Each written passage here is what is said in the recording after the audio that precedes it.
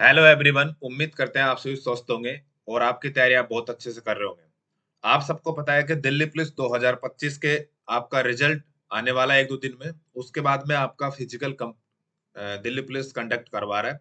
ठीक है, उसके लिए आपके टाइम डेट और आपको इम्पोर्टेंट डीवी क्या क्या लेके जाने हैं वो सब आपका ऑफिशियल साइट पे आउट हो चुके हैं। ठीक है, तो आप वीडियो को एंड तक देखेंगे तो कंप्लीट इन्फॉर्मेशन मैं आपको इसमें गैदर करवा दूंगा। ठीक है, कुछ कैंडिडेट विथ हेल्थ भी होंगे, वो एसएससी के थ्रू थ्रू होते हैं वो, और कुछ कैंडिडेट डीबार होते हैं, वो सब एसएससी उन पे काम कर रही है। विथ हेल्थ का मतलब क्या होता है, डीबार का मतलब क्या होता है, ये आप लोगों के लिए कितनी सच्चाई है, कितना क्या नहीं होने वाला है, ये सब इस वीडियो में हम बात कर रहे हैं। ठीक है, तो आप लोग कंप्लीट वीडियो देखेंगे तो आप चीजों को समझ पाओगे कि हाँ कि क्या चल रहा है। ठीक है, और क्या होने वाला है। ठीक है, तो सबसे मेन चीज ये है कि आपको फोकस ऑन आपका फिजिकल होना चाहिए। ठीक है, तो फिजिकल के लिए क्या क्या चीजें इंपॉर्टेंट है, उन सब चीजों से हम बात कर रहे हैं यहाँ पे। ठीक है, अब देखिए आप लोगों ने देखा होगा कि आपका ये नोटिस वायरल हुआ था।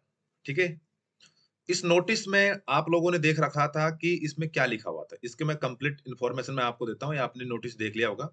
ठीक है, ना देखा तो आप यहाँ पे देख देख सकते हो। इस नोटिस में आपके लिखा हुआ था कि जो आपके जो 7201 पद है दिल्ली पुलिस कांस्टेबल के, ठीक है, उनकी आपका फिजिकल होने जा रहा है। तो उस फिजिकल में क्या रहेगा कि आपका, ठीक है, तो उससे इसमें रिलेटेड लिखा हुआ कि उसके आपका डेट टाइम वगैरह क्या रहेगी। उस इन्होंने इसमें दे रखा है कि जो आपका जो मतलब अभी कल परसों नोटिस है तो उसमें भी ये चीज लिखी हुई थी कि आपका सेकंड और थर्ड वीक से आपके फिजिकल कंडक्ट करवा रहे हैं दिल्ली पुलिस वाले। ठीक है, तो वो दिल्ली पुलिस मतलब सेकंड वीक से आपका शुरू कर रहा है। ठीक, और सेकंड वीक कब से शुरू कर रहा है, आपको ये दिख रहा होगा यहाँ पे 6 अप्रैल 2026 मंडे से। ठीक है, इसके लिए जो आपके एडमिट कार्ड रिलीज कर दिए जाएंगे वो दिल्ली पुलिस के साइट पे आपके 20 मार्च में, यानी कि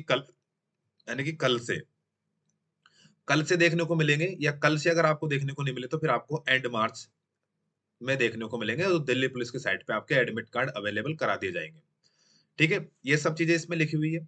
अब आपका जब फिजिकल शुरू हो गया, जैसे मंडे को 6 अप्रैल को शुरू होना जा रहा है, तो उसकी आपकी रिपोर्टिंग टाइम सुबह 7 बजे रखी गई है। ये नहीं कि आपकी 5 बजे रिपोर्टिंग टाइम, नहीं, सुबह 7 बजे रिपोर्टिंग टाइम रखा गया है। ठीक है, और आपका कुछ भी एडमिट कार्ड, ग्राउंड की सटीक जानकारी, ये सब चीजें आपके उस एडमिट कार्ड में दी होगी कि आपका कौन से ग्राउंड में और कौन से नंबर के आपका जो वजीराबाद में होगा। सारे वैसे दिल्ली पुलिस कंडक्ट आपके फिजिकल वजीराबाद डीपीए में कंडक्ट करवा रही है। ठीक है, तो बाकी आपको जो वेन्यू है तो वो तो फिक्स रहने वाला है, लेकिन आपको जो ग्राउंड है वो कौन से ग्राउंड है वो उसमें मेंशन किया जाएगा। ठीक है, ये सब इस नोटिस में लिखा हुआ था। ठीक है, तो आपका रिपोर्टिंग टाइम सुबह 7 बजे का रहेगा। इसका मतलब ये है कि आपके वहाँ पे गर्मियाँ हो जाएगी जब तक आप पहुँचोगे, जब तक आपका फिजिकल कंप्लीट हो जाएगी, तो आप अब किन-किन चीज़ों को भी आपका अच्छे से स्ट्रॉन्ग करके जाना है फिजिकल के लिए, वो हम इसमें आगे बात करेंगे। ठीक है, तो ये तो मैंने मोटा-मोटा आइडिया दे दिया कि आपको इस नोटिस में क्या लिखा हुआ था कि आपका रिपोर्टिंग टाइम और डेट कब से और ये कितने कैंडिडेट का फिजिकल होना है, ठीक है, और कौन-सी तारीख को, ये मैंने आपको बताया इसमें। चलो अब हम बात करते हैं कि आपको जब आप वहाँ जा रहे हो, ठीक है, तो आपको रिक्वायरमेंट पड़ेगी कुछ डॉक्यूमेंट्स की। तो वो डॉक्यूमेंट्स आप साथ लेके जाएँ, नहीं आपका फिजिकल करने का कोई फ़ायदा नहीं होगा। आप इधर-उधर भटकते रहोगे और आप मतलब आपका समय वेस्ट करके वहाँ आ जाओगे, और आपको एक तरीके से आउट ही मान लीजिए, फिर उसके बाद कुछ होता नहीं जाता आपका। तो अभी से आप ध्यान दो और ध्यान देके अभी से यहाँ जाओ। ठीक है, तो ये चीज़ मैंने आपको बता दी कि दिल्ली पुलिस की जो साइट है, उसपे आपको एडमिट कार्ड देखने को मिलेगा, या तो 20 मार्च यानी कि कल। कल नहीं मिल रहा है आपको अगर एडमिट कार्ड फिजिकल का, तो एंड मार्च तक आपको चीज़ें देखने को मिल जाएगी। अब आपको क्या-क्या डॉक्यूमेंट्स लेके जाने हैं? डॉक्यूमेंट्स में मैं आपको सबसे पहले ये बता रहा हूँ कि आपको एजुकेशन जो क्वालिफिकेशन सर्टिफिकेट होते हैं आपके, जैसे 10th की मार्कशीट, 12th की मार्कशीट, 10th की मार्कशीट का सर्टिफिकेट, 12th की मार्कशीट का सर्टिफिकेट, इसके अलावा आपका कास्ट सर्टिफिकेट, कैटेगरी वाइज़ के अलग-अलग होते हैं, वो सर्टिफिकेट। ईडब्ल्यूएस कैटेगरी का जो सर्टिफिकेट होता है, ओबीसी कैटेगरी सर्टिफिकेट होता है, वो क्रूशियल डेट से पहले का होना चाहिए। ऐसा नहीं कि आपके क्रूशियल डेट से बाद का होगा तो आपको आउट किया जाएगा। ठीक है? इसके अलावा आपका जो डोमिसाइल प्रूफ होता है, जैसे मूल निवास प्रमाण पत्र, वो भी लेके जाएँगे आप, आधार कार्ड वो लेके जाएँगे। इसके साथ-साथ आपके पास में अगर एनसीसी सर्टिफिकेट, तो आप एनसीसी सर्टिफिकेट लेके जाओगे। और जो मेल कैंडिडेट है, उनके लिए उन्होंने स्पष्ट लिखा है कि जो मेल कैंडिडेट है, वो मेल कैंडिडेट जो भी है आपका एलएमबी, कौन-सा सर्टिफिकेट? एलएमबी। ठीक है? ये सर्टिफिकेट आप लेके जाएँगे फिजिकल के टाइम पे, ये इनके लिए मैंडेटरी मतलब कंपल्सरी है। ठीक है? अगर ये दिल्ली पुलिस कांस्टेबल के पास नहीं है ये वाला, तो ड्राइविंग लाइसेंस तो आप लोग वैसे आउट कर दिए जाओगे। इसके साथ-साथ में आपकी रिसेंट पासपोर्ट साइज़ की कलर फोटो होनी चाहिए। ठीक है? अब जितने भी आप डॉक्यूमेंट्स लेके जा रहे हो, उन सब डॉक्यूमेंट्स की 2-2 फोटोकॉपी के सेट करवा के लेके जाना। मैं आपको फिर अवगत करवा रहा हूँ। कि जो आप ओरिजिनल डॉक्यूमेंट्स तो लेके जाओगे साथ-साथ में, लेकिन ओरिजिनल डॉक्यूमेंट्स के साथ-साथ में आप उनकी फोटोकॉपी भी करवा के लेके जाएँ। एडमिट कार्ड की भी 2 फोटो लेके जाएँ। ऐसे नहीं कि एडमिट कार्ड का भी आपने एक ही प्रिंट निकाला, नहीं, एडमिट कार्ड के भी 2 प्रिंट आप लेके जाओगे। ठीक है? रिसेंट कलर पासपोर्ट साइज़ होनी चाहिए और जितने भी आप डॉक्यूमेंट्स की फोटोकॉपी लेके जाओगे, वो डॉक्यूमेंट्स की फोटोकॉपी सेल्फ अटेस्टेड तो आप वहीं पे कर लेना। जो भी आपसे वो चीज़ें लिखवाएँगे, लेकिन आप पेन भी साथ लेके जाओगे। और एक जो फोटो चिपकाने के लिए गम होता है, वो भी आप साथ लेके जाओगे, नहीं वरना आप इधर-उधर एक-दूसरे से माँगते रहोगे, आपका खुद का टाइम वेस्ट होता रहेगा, कोई देता नहीं है वहाँ पे। ठीक है? तो इन चीज़ों का आप ध्यान रखेंगे। ठीक है? तो ये डॉक्यूमेंट्स कंपल्सरी है, आपको ये चीज़ें लेके जानी है, जब आप फिजिकल करने जाओ देने जा रहे हो उस टाइम। अब देखिए फिजिकल में मतलब क्या सबसे ज़्यादा चीज़ों पे ध्यान देना है। मेल कैंडिडेट है, उनकी हाइट 170 सेंटीमीटर होनी चाहिए और कैटेगरीज़ वाइज़ अलग-अलग छूट होती है, वो एक अलग चीज़ है। लेकिन जो मेल कैटेगरी है, उनको 1600 मीटर की दौड़ करनी है 6 मिनट में। ठीक है? बहुत कम टाइम होता है। ठीक है? तो इस टाइम को आप ध्यान रखेंगे और फिजिकल को क्वालीफाई करेंगे। मतलब जो कैंडिडेट रनिंग क्वालीफाई हो गया, तो अपने आप को 90% ये मान लीजिए आपका सिलेक्शन हो गया। ठीक है? तो फिजिकल में सबसे इम्पोर्टेंट चीज़ होती है रनिंग और रनिंग आपकी मेल कैंडिडेट की 6 मिनट में 1600 मीटर करनी है। उसके बाद आप लॉन्ग जंप 14 14 फीट होती है, तो मतलब 14 फीट जैसे आप क्रॉस करोगे तो आपका समझ लीजिए आप बॉर्डर पे पहुँच चुके हो कि सिलेक्शन आपका कंप्लीट हो रहा है। उसके बाद में मेल कैंडिडेट की हाई जंप 3 फीट 9 इंच ये बहुत होती है। ठीक है? अब हम फीमेल कैंडिडेट की बात करें तो इसमें 157 जो जनरल कैटेगरीज़ की होती है, ठीक है? वो इसमें आपकी हाइट दे रखी है और आपको 8 मिनट में फीमेल कैंडिडेट को 1600 मीटर की दौड़ करनी है। 10 फीट हाई जंप करना है और 3 फीट लॉन्ग जंप करना होता है और ये मतलब क्राइटेरिया अगर जो मेल फीमेल कैंडिडेट की मैं बात कर रहा हूँ, अगर इसे अगर किसी ने क्वालीफाई कर दिया तो वो अपने आप को 98% मतलब फाइनल सिलेक्शन के लिए समझ के आना कि हाँ, कि मैंने फिजिकल पास कर दिया तो शायद मेरी जॉब लग जाएगी अब, ठीक है? जो आपको मैंने एज रिलैक्सेशन जो छूट मिलती है, जैसे चेस्ट में मिलती है, मेल कैंडिडेट को 5 सेंटीमीटर की, जैसे एसटी और हील एरिया जो होते हैं उनके 4 सेंटीमीटर की उनको चेस्ट में और हाइट में 5 सेंटीमीटर की, फीमेल कैंडिडेट को 2 सेंटीमीटर एसटी, एससी और हील्स एरिया की होती है ना 2 सेंटीमीटर की छूट रहती है हाइट में। ठीक है? ये सब चीज़ें आपको पहले से ऑलरेडी पता है। ठीक है? तो ये इम्पोर्टेंट निर्देश जो भी मैंने आपको बताया महत्वपूर्ण, ये आपकी दिल्ली पुलिस की साइट पे आप अपडेट रहो। ठीक है? कब आपका नोटिफ़िकेशन आ जाए और कब ठीक है? वहाँ से आप आपके एडमिट कार्ड तो वहीं दिल्ली पुलिस की साइट में मिलेंगे, अब एसएससी की साइट में नहीं मिलेंगे रिजल्ट के बाद में। ठीक है? उसके बाद में आप लोगों ने देखा कि कल एक और नोटिस रिलीज़ हुआ था, उस नोटिस में क्या-क्या लिखा हुआ था, इसके रिलेटेड मैंने आपको बता दिया, लेकिन एक बार मैं फिर मोटा-मोटा आपको आइडिया देता हूँ। ठीक है? देखिए, आप लोगों को ऐसा नहीं है कि इसमें मोटिवेट करने के मकसद से मैं ये सब काम कर रहा हूँ, जिससे आप आपका फिजिकल कर पाओ। ठीक है? और आप आपकी जॉब लेके आओ। इसमें लिखा हुआ था कि आपका जो आपका फिजिकल है दिल्ली पुलिस कंडक्ट करवाएगा 2nd और 3rd वीक अप्रैल में। इस इन्होंने ऐसा लिखा था। ठीक है? इसके अलावा उन्होंने ये बताया कि जो आपका 20 मार्च मतलब 20 मार्च या आपके एंड मार्च में आपके एडमिट कार्ड दिल्ली पुलिस में फिजिकल के देखने को मिल जाएँगे, तो वहाँ से आप डाउनलोड कर लेंगे। इन्होंने इस नोटिस में ये बोला था कि 7200 कैंडिडेट मतलब पर डे उनका फिजिकल करवाया जाएगा और 4 या 5 ग्राउंड उनके बने हुए हैं। तो अगर 4 ग्राउंड भी होंगे तो 1 ग्राउंड में 1800 कैंडिडेट के लगभग फिजिकल होगा। ठीक है? 1 दिन के अंदर तो मतलब 7200 कैंडिडेट का वो फिजिकल करवाएँगे। 2500 का स्टाफ है जो इसमें आपका फिजिकल कंडक्ट करवाने के लिए लगा हुआ है। उन्होंने उनके जो लाउड हियरिंग जो सेंटर्स होते हैं, कंट्रोल रूम्स होते हैं, ठीक है? वीपा सेट्स होते हैं, वो सब उन्होंने डीपीए वजीराबाद में लगाए हुए हैं। और ये फिजिकल आपके कंप्लीट डीपीए वजीराबाद में होने वाले हैं।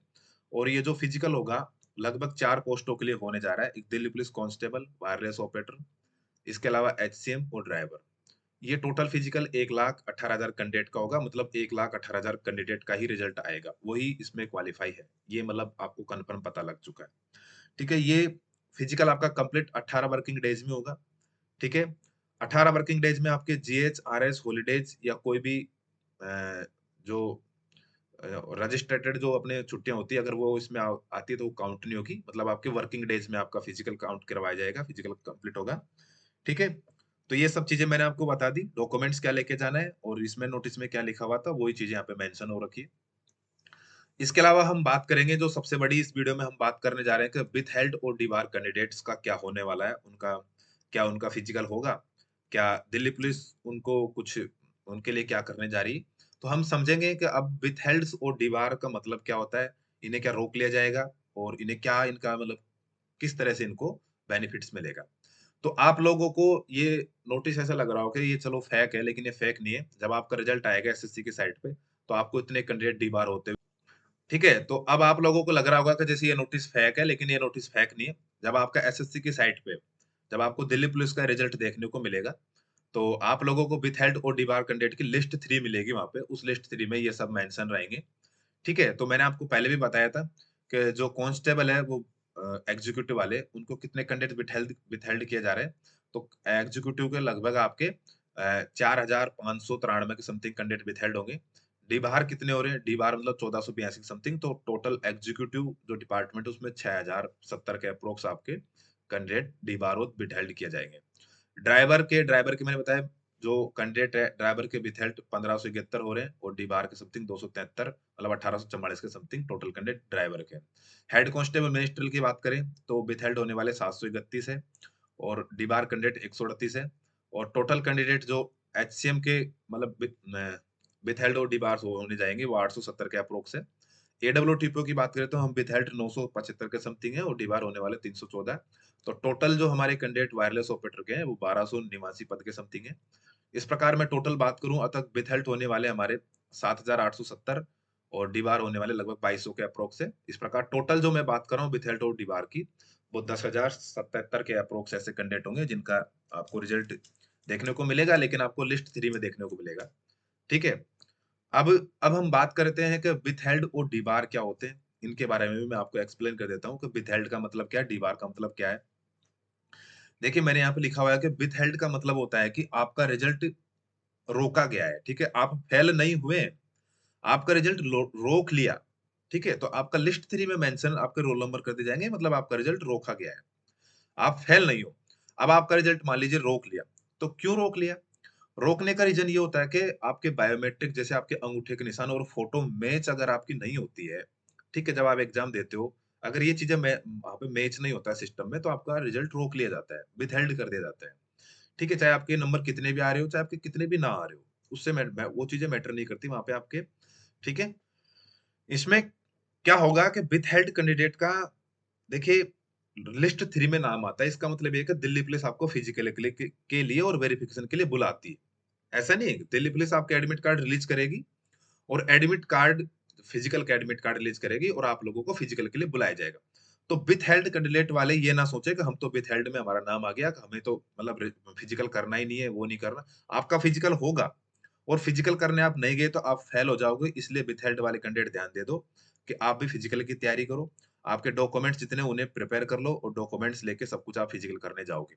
तो विथहेल्ड का मतलब है कि एसएससी ने आपका लिस्ट 3 में नाम दिया है, तो आप फिजिकल के लिए क्वालीफाई हो, तो आप फिजिकल करने जाओगे।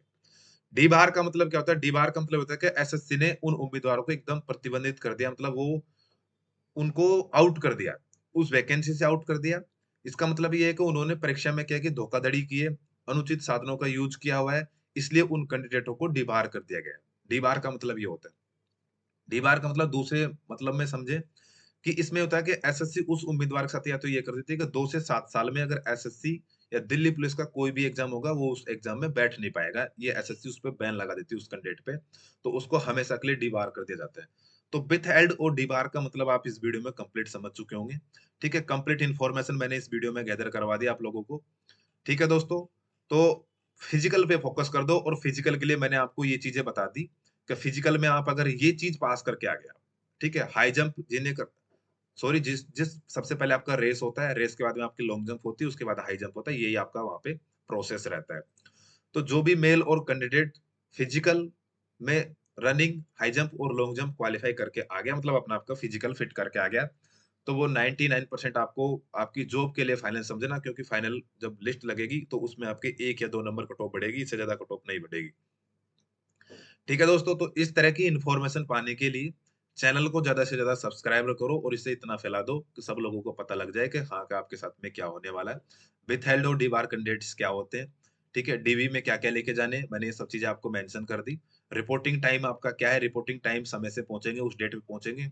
आप रिपोर्टिंग टाइम पे समय स उस डेट पे नहीं पहुँचेंगे, तो आप बाद में अगर जाओगे, अगर आपका कोई क्या बोलते हैं, अगर जेन्युइन रीज़न नहीं मिला उन्हें, तो आपको दूसरी डेट पे आपका फिजिकल नहीं कंडक्ट नहीं करवाया जाएगा, आपको आउट ही माना जाएगा, ठीक है?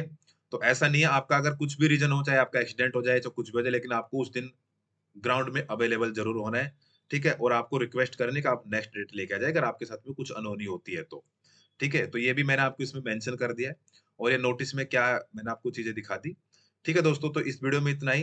नेक्स्ट वीडियो के साथ मिलेंगे और अभी थोड़ी देर में लाइव आएगी, उसमें आपको सारी डिटेल कंप्लीट एक बार और बता देंगे, जिससे आप मोटिवेट हो सके और आप फिजिकल कर सके। तो चैनल को ज़्यादा से ज़्यादा सब्सक्राइब करो दोस्तों, 500 समथिंग तो सब्सक्राइबर पहुँचाऊँ इसमें। तो इसमें इस वीडियो में इतना ही, मिलेंगे नेक्स्ट वीडियो में। जय हिंद, जय भारत।